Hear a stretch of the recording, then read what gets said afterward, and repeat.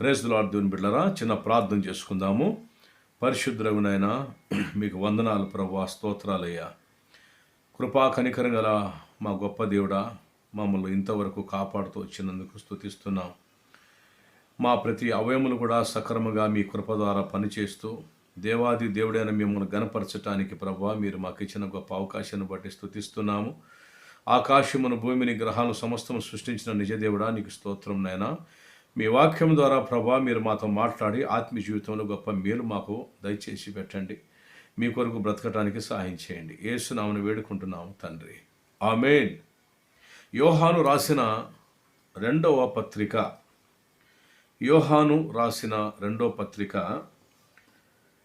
10వ వచనము చదువుకుందాం. ఎవడైనను ఈ బోధను తేక మీ యొద్దకు వచ్చిన ఎడల, అనగా దేవునికి ఇష్టమైన బోధ, క్రమశిక్షణతో కూడిన బోధ, యథార్థమైన సత్యమైన బోధను తీసుకురాకుండా, చూడండి ఏమన్నాడు భక్తుడు యోహాను, మీ యొద్దకు వచ్చిన ఎడల వానిని మీ ఇంట చేర్చుకొనవద్దు, శుభమని వద్దు చెప్పును వద్దు. దేవుని వాక్యానికి ఎవరు లోబడరో, ప్రార్థన జీవితం అంటే ఇష్టపడరో, క్రమశిక్షణకి లోబడరో, దేవుని యొక్క సేవకుల మాట వినరో, లేదా ఉపవాస ప్రార్థన అంటే అంత వాటిని విలువగా ఎంచరో, క్రమశిక్షణను పాటించరో, అలాంటి వారి విషయంలో చాలా మెలకుతో ఉండాలి, జాగ్రత్తగా ఉండాలి దేవుని బిడ్డలారా. ఎందుకంటే అలాంటి వారు వ్యతిరేకమైన తరంగాలను నీ ఇంటికి తీసుకొని వస్తారు. అలాగనే ఆ అపవిత్రమైన తరంగాలు, హానికరమైన తరంగాలు, అవి నీ కుటుంబాన్ని తాకి నీలో ఉన్న కొంత ఆసక్తి, అనగా దేవుని పట్ల ఉన్న ఆ ఆసక్తి, భక్తి, దేవుని మీద నమ్మకాన్ని అవి పోగొట్టడానికి ప్రయత్నిస్తాయి. కాబట్టి ఈ ప్రభావం మీ జీవితాలలో పని చేయకూడదు. కాబట్టి కొన్ని హెచ్చరికలు దేవుడు సేవకుల ద్వారా ఇస్తూ ఉంటాడు. వాక్యం ద్వారా దేవుడు మీతో మాట్లాడుతూ ఉంటాడు. దానికి లోబడాల్సి ఉంది. You have to obey for that. అది దాన్ని మీరు లోబడకపోతే అనేకమైన నష్టాలు మీ జీవితంలో మీరు చూస్తారు. ఇంట్లోనికి ఎవరిని చేర్చుకోవాలి, ఎవరిని చేర్చుకోకూడదు గమనించండి. వారి మాటలు, వీరి మాటలు, వాళ్ళ గురించి వీళ్ళ గురించి వ్యతిరేకమైనవి ఒక మున్సిపాలిటీ చెత్త బండిలాగా మోసుకొని నీ యొద్దకు వచ్చినట్లయితే నరకాన్ని మోసుకొని వచ్చినట్లే.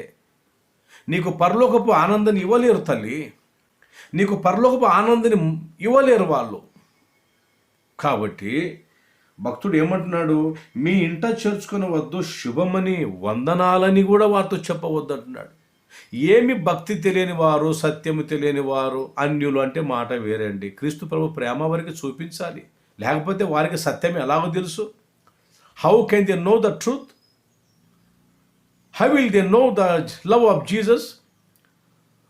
కాబట్టి సత్యము తెలిసి, వాక్యము చదవాలని తెలిసి, ఉపవాసం ఉండాలని తెలిసి చాలామంది దాని ప్రకారంగా నడవరండి. చర్చిలు వెళుతుంటారు, వాక్యం వింటుంటారు, కూటాలు వెళుతుంటారు, ఉపవాసం అంటుంటారు, పరిశుద్ధాత్మ శక్తి అంటారు. కానీ వారు వ్యక్తిగత జీవితాలలో ఎన్నడూ కూడా ఉదయం లేచి వాక్యము చదివే అలవాటు వారికి ఉండదు. ఆ సేవకుని గురించి, ఈ సేవకుల గురించి, ఆ సంఘం గురించి, ఈ డినామినేషన్ గురించి తప్పుగా మాట్లాడుతూ ఆ కుటుంబం ఇలా, ఏ కుటుంబం, వాళ్ళు వ్యతిరేకమైన భావాలే మోసుకొని వస్తారే తప్ప ఇక మంచిది ఏది కూడా వాళ్ళు తీసుకొని రాలేరు. కాబట్టి అందుకని అంటాడు, అలాంటి వారితో శుభమని కూడా చెప్పబాకండి. అలాంటి వారి పాదములు నీ ఇంట్లోనికి వస్తే నీ పిల్లలకు ఉరి కావచ్చు. ఒక ప్రార్థనహీనురాలు నీ ఇంటిలోనికి అడుగు పెడితే నీ భార్యకో, నీ భర్తకో శోధనగా ఉండొచ్చు, అది నరకానికి మారిపోవచ్చు. అందుకని ఇర్మీయా గ్రంథంలో చక్కని ఒక మాట అంటున్నాడు చూడండి. ఇర్మీయా గ్రంథము 9వ అధ్యాయము, 4వ వచనం, మీలో ప్రతి వాడును తన పొరుగు వాని విషయమై, మీలో ప్రతి వాడును తన పొరుగు వారి విషయమై జాగ్రత్తగా ఉండవలేను. పొరుగువాని విషయమై జాగ్రత్తగా ఉండాలండి. వాళ్ళు నీ దగ్గరికి ఎందుకు వస్తున్నారో, దేని కొరకు వస్తున్నారో, ఏది ఆశించి వస్తున్నారో, వాళ్ళ ఉద్దేశాలు ఏంటి, వాళ్ళ ఆలోచన ఏంటి, నువ్వు ప్రార్థన పరాలవైతే, నువ్వు ప్రార్థన పరుడివైతే నువ్వు గుర్తిస్తావు. నువ్వు దేవుని సన్నిధిలో నిత్యము గడుపుచుంటావు కాబట్టి you are always spending your time the feet of Lord, so God will guide you. దేవుడిని నడిపిస్తాడు. ఆయన నీకు ఏది వినాలా, ఎవరిని చేర్చుకోవాలా, ఎవరితో జాగ్రత్తగా ఉండాలో నేర్పిస్తాడు. పరిశుద్ధాత్మ దేవుడే నీకు నడిపిస్తాడు. చూడండి, అందుకని అంటుండే ఇక్కడ ఇర్మీయా గ్రంథంలో 9వ అధ్యాయం 4వ వచనంలో, వాని విషయమై జాగ్రత్తగా ఉండవలెను, తన పొరుగువాడి విషయమై ఏ సహోదరునైనను నమ్మకుడే.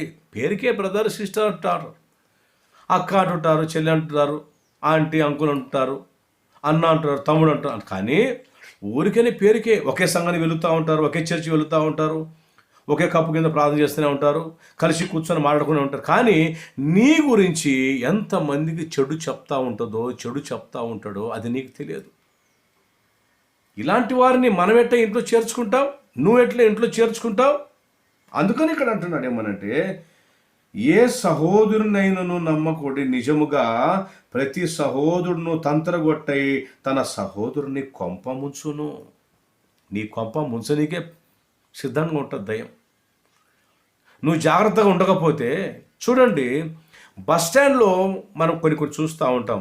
మీ యొక్క సామగ్రిలకు అనగా మీ యొక్క వస్తువులకు మీరే జాగ్రత్తగా వహించండి, మీరే బాధ్యులు. బ్యాంకు వెళుతాము, జాగ్రత్తగా ఉండండి. దొంగలు ఉన్నారు ఇక్కడ, జాగ్రత్త. కుక్కలు ఉన్నాయి ఇక్కడ, జాగ్రత్త. ఏమండి, తర్వాత ఫారెస్ట్ ఏరియా వెళుతూ ఉంటాం, ఘాట్ సెక్షన్, జాగ్రత్త అని కొన్ని సూచనలు ఇస్తూ ఉంటారు. మరి ఆత్మీయ జీవితంలో ఎంత జాగ్రత్తగా ఉండాలి, నువ్వు ఎంత మెలకుగా ఉండాలమ్మా నువ్వు. ఓ నా సహోదరి సహోదరులారా, ఓ తల్లిదండ్రులారా,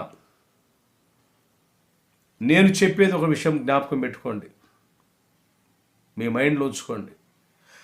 ప్రార్థన జీవితం లేని ఏ సహోదరినైనను యవనస్తున్నైనను దేవుని భయం లేని వారిని మీ ఇళ్ళల్లో రానిచ్చుకోబాకండి. మీ కుటుంబము దుఃఖానికి మునిగిపోయి మీరు చాలా వేదనకు గురవుతారు. ఒక ప్రార్థన పరుడు పరలోకాన్ని మోసుకొని వస్తారు. కాబట్టి దేవుడంటే భయము, సేవకులంటే భయం లేని వాళ్ళు, దేవుని వాక్యానికి మర్యాద ఇవ్వని వారు వెనక దయ్యపు ప్రభావము పనిచేస్తూ ఉంటుంది. అందుకని దేవుని బిడ్డారా, ఇక్కడ చాలా విషయాలు దేవుడు మాట్లాడుతున్నాడు. ఏమంటున్నాడు?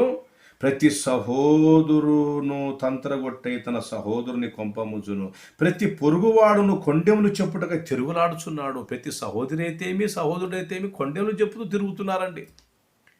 నీ ముందర బాగానే ఉంటారు నా సహోదరుడా, నా సహోదరి, నీ ముందర బాగానే ఉంటారు, బాగానే కలిసి మాట్లాడుతుంటారు. అన్న అంటారు, వదినే అంటారు, అత్తమ్మ అంటుంటారు, ఆంటీ అంటారు, అంకుల్ అంటారు, పెద్దనాయన అంటారు, పెద్దమ్మ అంటారు, తమ్ముడా అంటారు, అన్నీ అంటారు. కానీ ఎంత దుర్మార్గులు రాండ్రు అది నీకు తెలియదు. ప్రభుని అడగాల, ప్రభా ఎవరిని నమ్మమంటావు, ఎవరిని నమ్మకూడదు ప్రభువా, ఏది మంచిది ఏది చెడు ప్రభువా, మేలైన దాన్నే తీసుకోమంటాడు పౌలు. దేవుని బిడ్డారా, చెడ్డవాటిని అసహించుకోవాలి. యోబు దేవుని యందు భయభక్తులు కలిగిన వాడు, చెడుతనమును విసర్జించిన వాడని బైబిల్ గ్రంథంలో చూస్తున్నాం, యోబు గ్రంథంలో. నా సహోదరులారా, ఏది వినాలా? నీ ఆత్మీయ జీవితానికి, పరలోక సంబంధమైన మెట్టులు ఎదగటానికి, దేవుని సన్నిధికి చేరే విషయాలను వినాలా. నీ భక్తిని పాడు చేసే మాటలు వినవద్దు, నీ కుటుంబాన్ని పాడు చేసే మాటలు వినవద్దు. దయచేసి భార్యాభర్తలారా, కలిసి ప్రార్థన చేస్తున్నారా? మీరు మీ కుటుంబాన్ని ప్రార్థనతో కట్టుకుంటున్నారా? ఊరికేనే ప్రార్థన అంటారు, చర్చ్ అంటారు, కానీ ఎంతమంది భార్యాభర్తలు కలిసి ప్రార్థన చేస్తున్నారు చెప్పండి? ఎందుకు మీ కుటుంబాల సమస్యలు? కలిసి ప్రార్థన చేయండి. కలిసి ప్రార్థన చేయరు కాబట్టే మీ కుటుంబాల సమస్యలు. అందుకనే దయ్యము ఎవరో ఒక రూపంలో ఏ ఒక ప్రార్థనహీనురాలో ఇంటికి వచ్చి ఇంట్లో అడుగుపెట్టి మీ సమాధానాన్ని దొంగిలించే విధంగా చేస్తారు. ప్రతి సహోదరుని తంత్రగొట్టే తన సహోదరుని కొంప ముంచును. ఎన్నో ఫ్యామిలీస్ ఈరోజు కూలిపోతున్నాయండి. రకరకమైన సమస్యలు, అనుమానాలు, సందేహాలు, ఏమండి, గర్వము, విసుగు, సనుగుడు, ఇవన్నీ ప్రవేశించినాయి కుటుంబాలలో. ఎక్కడి నుంచి వచ్చినాయి అన్నీ? నీ మెలకు లేని స్థితే. దొంగలు కొనిపోతాడు.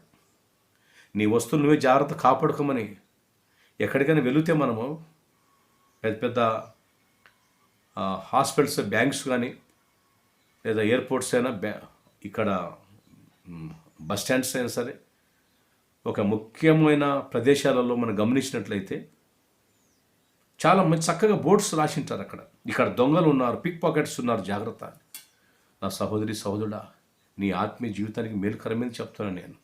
ఎవరినంటే వారు నమ్మవద్దు. మేమంతా ఒకటే సంఘానికి వెళుతున్నాం, మేమంతా ఒకటే ప్రార్థన వెళుతున్నాం, మేమంతా ఒకటే చర్చు, మేమంతా ఒకే దేవుని. ఇక్కడ అది కాదు. నీ ఇంట్లోనికి నువ్వు ఎవరినైతే చేర్చుకుంటున్నావో వారు నీతో ఎప్పుడైనా దైవ సంబంధమైంది మాట్లాడినారా? లేదా నీతో కలిసి ప్రార్థన చేశారా? నేను అడిగేది ఒకటే, నువ్వు ఏ యవనస్తునైతే నమ్మినావో సహోదరుడా, ఓ సహోదరి, నువ్వు ఏ సహోదరిని అయితే నమ్మినావో ఆ సహోదరి నీతో కలిసి ప్రార్థన చేయడము, లేదా నీవు ఆ సహోదరితో కలిసి ప్రార్థన చేయడము ఎప్పుడైనా జరిగిందా? నా తమ్ముడా, ఎప్పుడైనా కలిసి ప్రార్థన చేశావా? ఒకసారి ఆలోచించు. కలిసి ప్రార్థన చేయని స్త్రీ, కలిసి ప్రార్థన చేయని యవనస్తుడు, కలిసి ప్రార్థన చేయని సహోదరుడు ఎప్పటికైనా నీ కొంప ముస్తాడు. అది ఇక్కడ చెప్తున్నాడు. ఎవరైతే కలిసి ప్రార్థన చేసే విషయము విలువగా ఎంచరో వాళ్ళు బహుగా కీడు చేస్తారని ఒక భక్తుడు అంటాడు. నీకు కీడు చేసేది నీకు తెలిసిన వాళ్ళే. నువ్వు ఎవరినైతే అధికంగా నమ్ముతావో, అంటే నువ్వు ఎవరు నమ్ముతున్నావో? ప్రార్థన జీవితం లేని వాళ్ళు నమ్ముతున్నావు.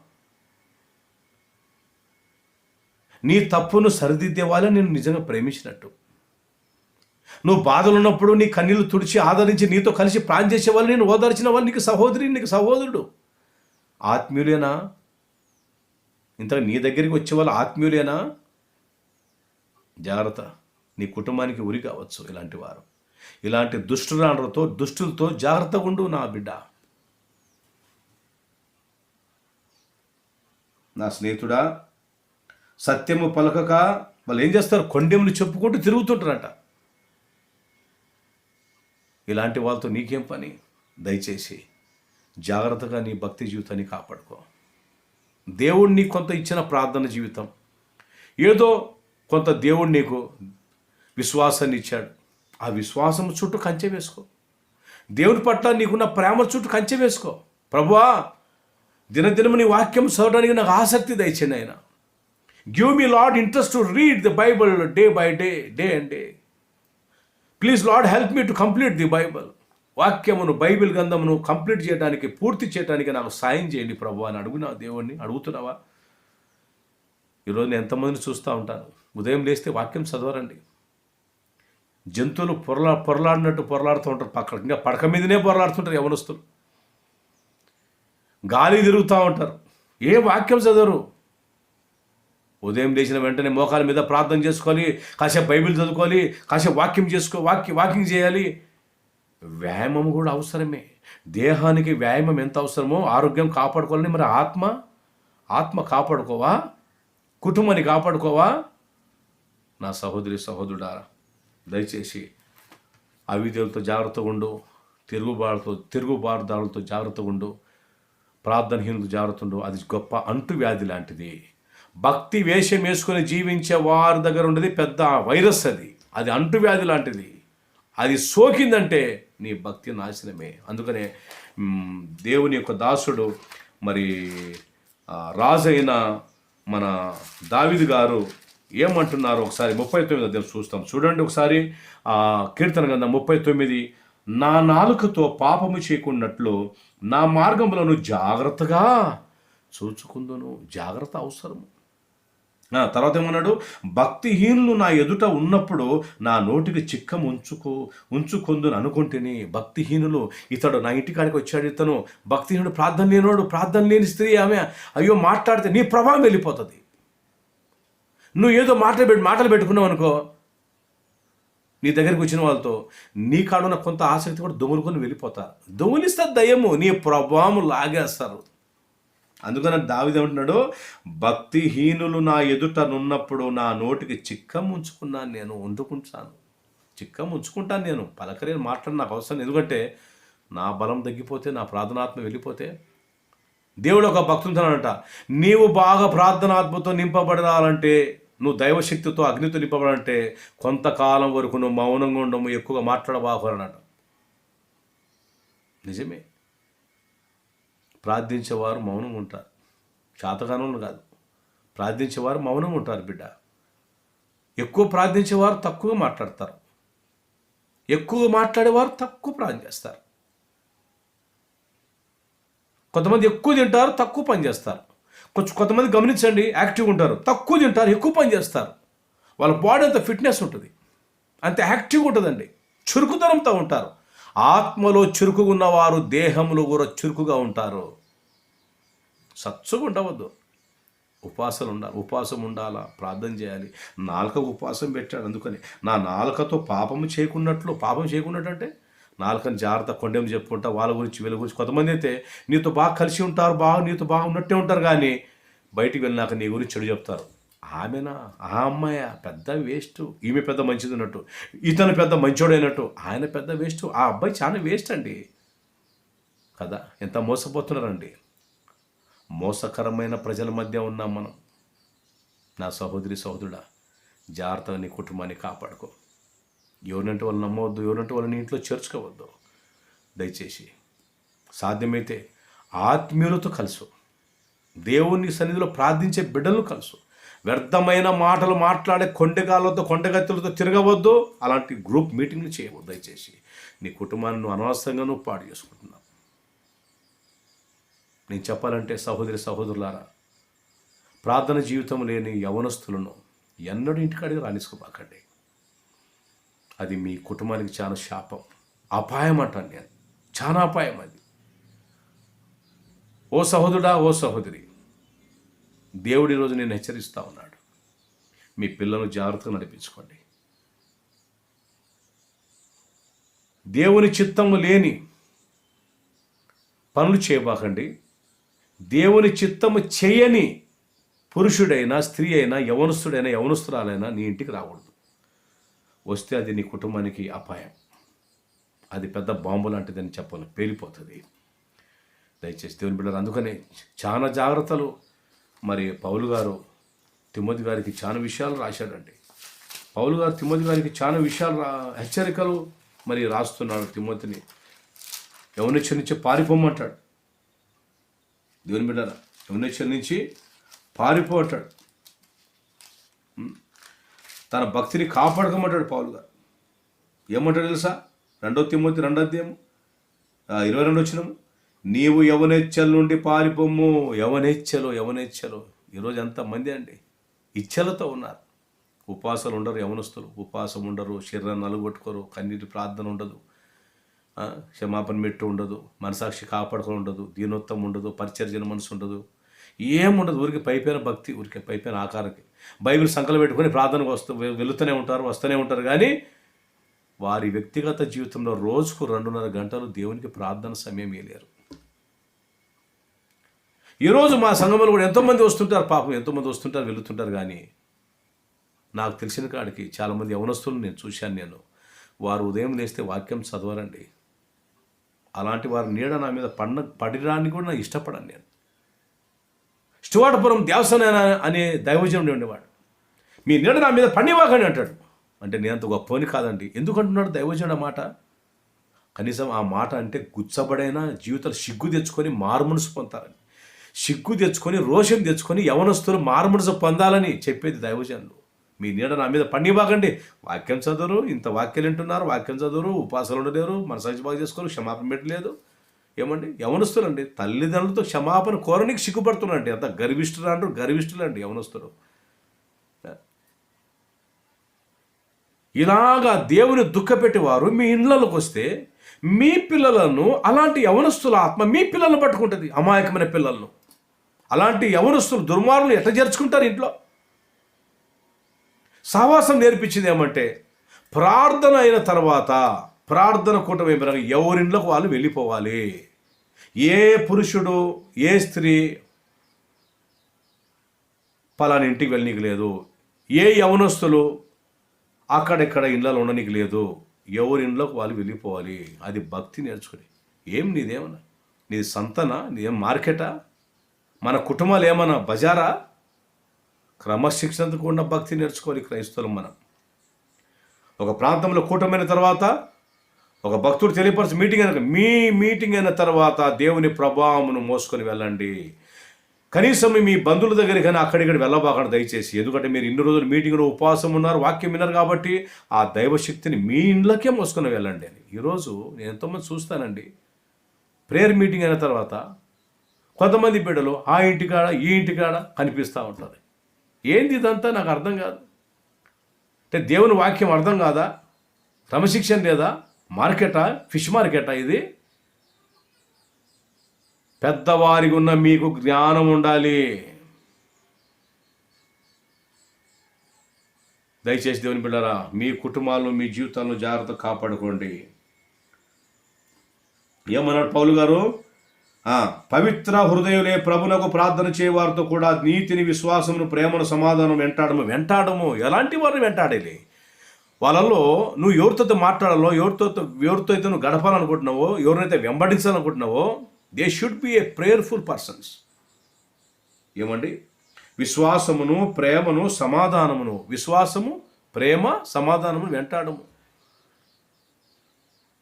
ప్రార్థన పనులు వెంటాడాలి, విశ్వాసం గల వారిని వెంటాడాలి, పరిశుద్ధులను వెంటాడాలి, దేవుని చిత్తం చేసేవారిని వెంటాడాలి.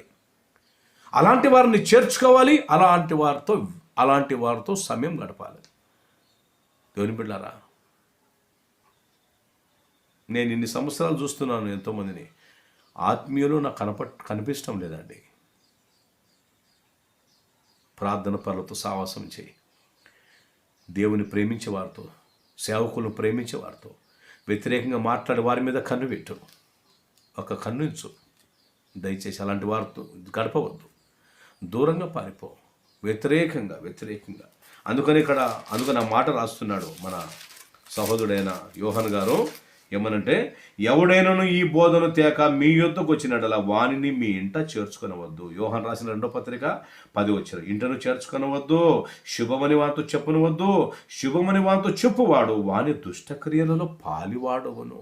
నువ్వుగిన శుభమని వందనాలండి, వందనాలు తమ్ముడా, వందనాలు సిస్టర్, వందనాలు బ్రదర్ అంటే వాళ్ళు తప్పుగా ఉన్నారని తెలిసి కూడా, వారికి దేవుని భయం లేదని తెలిసి కూడా నువ్వు వారిని ఇంట చేర్చుకున్నావంటే నీకు కూడా దేవుని భయం లేదని గుర్తు.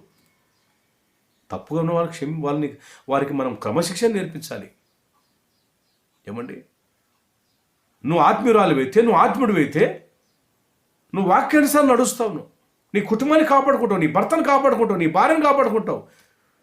దేవుని చిత్తం చేయనికి ఇష్టపడని వారిని నువ్వు చేర్చుకుంటే నీ భార్యకు ఉరి కావచ్చు, నీ భర్తకు ఉరి కావచ్చు. అందుకని యోహాను రాసిన 2వ పత్రిక చాలా చక్కగా రాస్తున్నాడు. దేవుని బిడ్డలారా, మీ కుటుంబాన్ని జాగ్రత్తగా కాపాడుకోండి, పిల్లలు జాగ్రత్త కాపాడుకోండి, మీ భక్తి జీవితాన్ని జాగ్రత్తగా కాపాడుకోండి. జాగ్రత్త అంటే ఒకరు ఇస్తే వచ్చేది కాదు, నీకే నువ్వు నేర్చుకోవాలి. దేవుడు తప్పక సహాయం చేస్తాడు. ప్రార్థన చేసుకుందాం. ఓ నా ప్రియమైన ప్రభువా, మీకు వందనాలు తండ్రి, స్తోత్రాలైనా వాక్యమైనా మా ప్రియులందరినీ మీరు దీవించండి, వాక్యానుసారంగా నడిపించండి. మీ వాక్యానికి ఎవరైతే విధేయత చూపిస్తారో, ఎవరైతే విధేయులు అవుతారో, పరిశుద్ధాత్ముడు వారిని మీరు కరుణిస్తారు నాయన. నా తప్పుని నేను సరిదిద్దుకోవాలి, మా బిడ్డలు కూడా తమ తప్పును సరిదిద్దుకోవాలి. వాక్యం మీద సనిగేది కాదు, సేవకుల మీద సనుకుండేది కాదు. నిజమే కదా నాయన, ఇలాంటి తప్పు నాలో ఉంది కదా. నా జీవితంలో, నా కుటుంబంలో మేము ఎన్నోసార్లు తప్పు చేశామయ్యా. దేవా, నీ చిత్తం చేయని వారిని మేము చేర్చుకున్నాం ఇంట్లోకి. నువ్వంటే ఇష్టపడరు, ఉపవాసం అంటే ఇష్టపడరు, సేవకులంటే ఇష్టపడరు. దేవా, నీ వాక్యానికి లోబడని వారిని ఎన్నోసార్లు ఇంటికి చేర్చుకున్నామయ్యా. ఎన్నో కలవరాలు తెచ్చుకున్నామయ్యా మా జీవితాల్లో. అందుకని క్షమించు నాయనా అని ఎవరైతే ప్రార్థన చేస్తారో ప్రభా, వాళ్ళందరూ క్షమించి ఆత్మీయులుగా చేయండి. మీ పరిశుద్ధాత్మతో నడిపించండి. యేసునామమున వేడుకుంటున్నాము తండ్రి, ఆమేన్. తండ్రి ప్రేమ కుమారుని దయ, పరిశుద్ధాత్మనికి దీవెన ఆ నడిపింపు, ఆ సన్నిధి మీకు తోడేండును గాక. ఆమేన్. God bless you.